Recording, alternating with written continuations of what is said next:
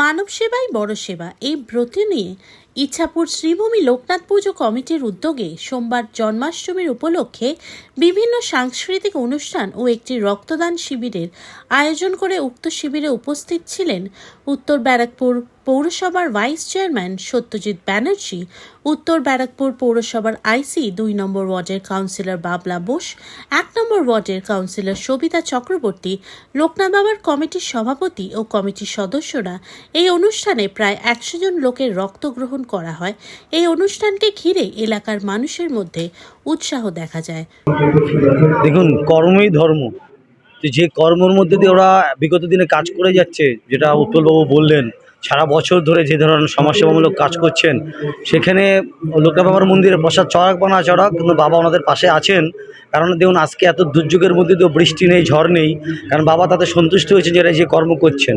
তো এই কর্ম বার্তা আমাদের নর্থ পৌরসভার সকল সংস্থার মধ্যে পৌঁছে গেছে।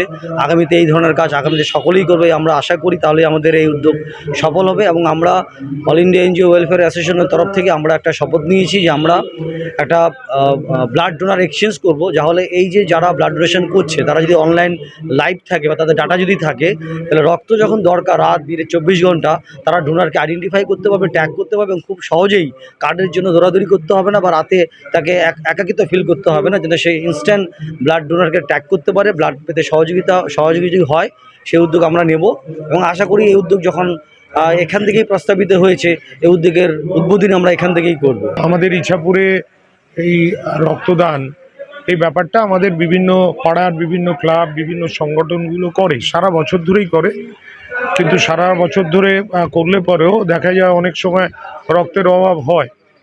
তো এই অভাবটাকে যদি দূর করার জন্য আমরা সংগঠন তৈরি করতে পারি, একটা ফোরাম তৈরি করতে পারি এবং আমরা নির্দিষ্টভাবে, যেটা সত্যজিৎদা প্রস্তাব দিয়েছেন, পুজোর পর আমরা বসবো উত্তর ব্যারাকপুর পৌরসভার তরফে সমস্ত সংগঠনগুলোকে ডেকে, সামাজিক প্রতিষ্ঠানগুলোকে ডেকে, লোকনাথ বাবার মতো মন্দির, এরকম আরও যে সমস্ত মন্দির আছে, মসজিদ আছে, সবাইকে ডেকে, গির্জা আছে, বুদ্ধিস্টদের যে আমাদের মন্দিরটা রয়েছে, সবাইকে ডেকে বসে আলাপ আলোচনা করে আমরা দেখি একটা ক্যালেন্ডার তৈরি করতে পারি কিনা। যদি ক্যালেন্ডারটা আমরা তৈরি করে সারা বছর ধরে রক্তদানের ব্যবস্থাটা করতে পারি, তাহলে সেটা একটা নজির তৈরি হবে এবং এটা বলার অপেক্ষা রাখে না। আমাদের এই যে নজিরটা তৈরি হবে সেটা পার্শ্ববর্তী অঞ্চলেও দেখে উদ্বুদ্ধ হবে। আমি সাথে আছি, আরও সবাই থাকবে। আমরা এটা উদ্যোগ নিয়ে আগামী দিনটা যদি এই রুটিন করে আমরা করতে পারি, তাহলে পরে একটা নতুন নজির তৈরি হবে। আর আমাদের দেখা দেখি পাশের এলাকাগুলো তো একইভাবে তৈরি করবে, তাহলে এই হুড়োহুড়ি লাগে না, কামড়াকামড়ি লাগে না, ডেট পাওয়া নিয়ে সমস্যা হয় না। আমরা চার্ট ফেলে দিলাম, ব্লাড ব্যাংকে পরপর আসবে, কোনো অসুবিধা হয় না। তাই আমরা সেই উদ্যোগটা নেব। আর লোকনাথ বাবার এখানে এরা যে খালি পুজো নয়, সামাজিক অনুষ্ঠানের মধ্যে যে যুক্ত হয়, ঠাকুর খালি পুজো করতে বলেনি, ঠাকুর বলেছে মানুষের পাশে দাঁড়াতে।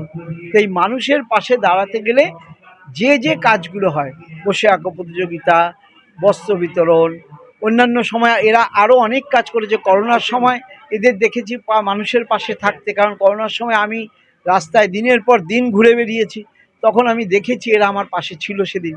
এবং আগামী দিনগুলোতে এরা মানুষের পাশে থাকবে, তবেই তো প্রকৃত শিব সেবা হবে, তবেই প্রকৃত নারায়ণ সেবা হবে। সুব্রত রায়ের রিপোর্ট, আরজি সমাচার।